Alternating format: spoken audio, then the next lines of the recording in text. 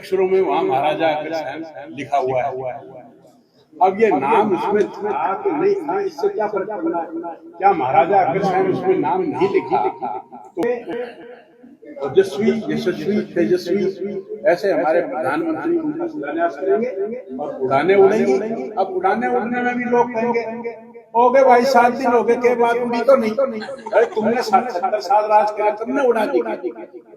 हमारे तो 5 दिन भी तुमने दिखे और तुमने 50 साल में क्या किया?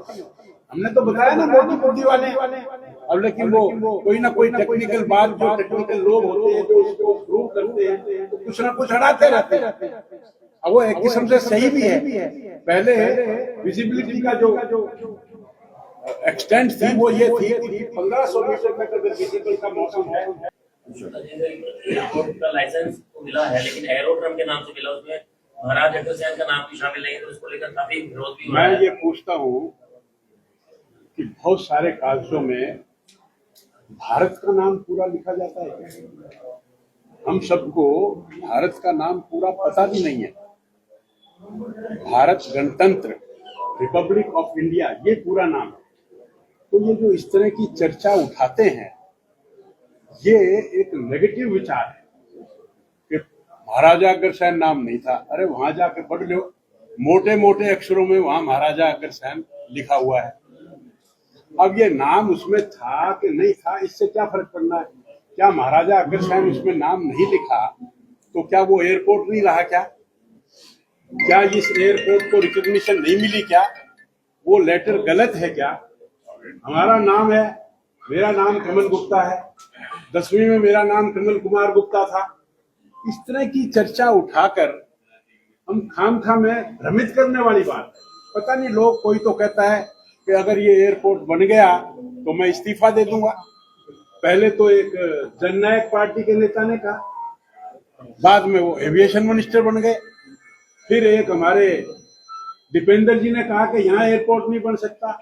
अब तीसरी बात, नाम अखबार में लाने के लिए इस तरह की ऊल फजूल बातें करना, ये कुछ लोगों का धर्म हो गया, कर्म हो गया। मैं समझता हूँ कि ये कोई अनावश्यक मुद्दा है। एरोड्रम और एयरपोर्ट इसमें टेक्निकल नहीं, मुझे नहीं पता इन चीजों में कोई फर्क है। हम तो मोटी बुद्धि वाले आदमी हैं।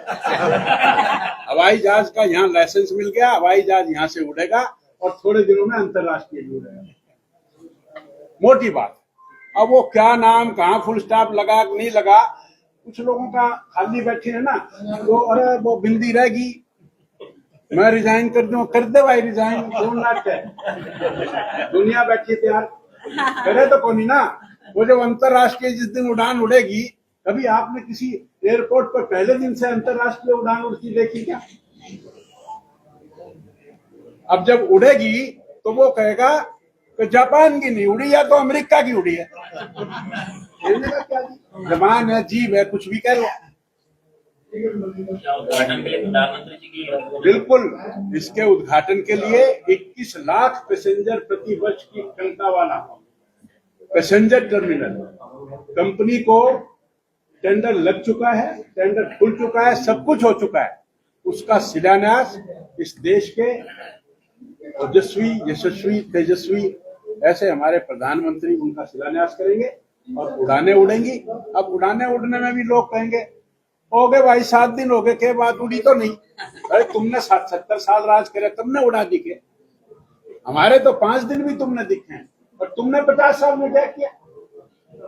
तुमने 10,000 फुट की पट्टी बनाई क्या? तुमने 150 पैसेंजर का टर्मिनल बनाया क्या? तुमने एटीसी बनाया क्या? तुमने ILS बनाया क्या? तुम इनके अर्थ ही बता दो। तुम्हें तो ये भी नहीं पता। और आज कमेंट करते हैं कि आज बड़ा आनंद आता है ये कहकर कि यहाँ से उड़ान नहीं उड़ेगी। आनंद आता है। आप प्रवृत्ति को देखिए ऐसे आदमी। तारीख फाइनल हुई है नहीं, इसके बाद क्या होता है, प्रोसीजर होते हैं और ये एक बहुत बड़ा काम है, बहुत बड़ा काम है। इसके बाद जो एयर अलायंस कंपनी जिसको हमने MOU साइन किया हुआ है, वो company airport authority of India से परमिशन मांगेगी कि हमारा कॉन्ट्रैक्ट हो चुका, हमें उड़ाने की परमिशन। अब इस परमिशन में 10 दिन लगे, 15 दिन लगे, 20 दिन लगे, वो हो सकता है, उसके बाद वो उड़ा देंगे। उसके बाद भी ऐसा कुछ सुनने में आया है कि एकदम से फ्लाइट उड़ाने की जगह ट्रायल उड़ाने उड़ेंगी। तो अब ये इस तरह की चीजें, इस तरह का ज्ञान हमें भी नहीं होता। हमने तो बताया ना, मोटी बुद्धि वाले हैं। अब लेकिन वो कोई ना कोई टेक्निकल बात, जो टेक्निकल लोग होते हैं जो उसको प्रूव करते हैं, वो कुछ ना कुछ अड़ाते रहते हैं।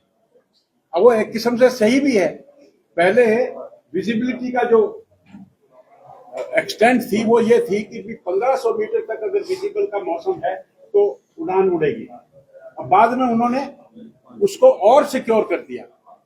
अब और सिक्योर कर दिया तो हम ये नहीं कह सकते कि कानूनी अड़ंगा लगा दिया। उन्होंने कहा नहीं, 1500 की जगह 5000 मीटर तक की अगर विजिबिलिटी है तो उड़ेगी।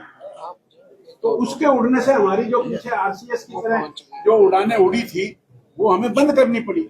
अब ये टेक्निकल प्रॉब्लम है। आने वाले समय में वो और भी सेंसिटिव हो सकते हैं। वो कह देंगे जी 5000 7,000। सर किन्हीं कंपनीज के साथ एमओयू वगैरह भी हुआ है? अलायंस एयरलाइन के साथ।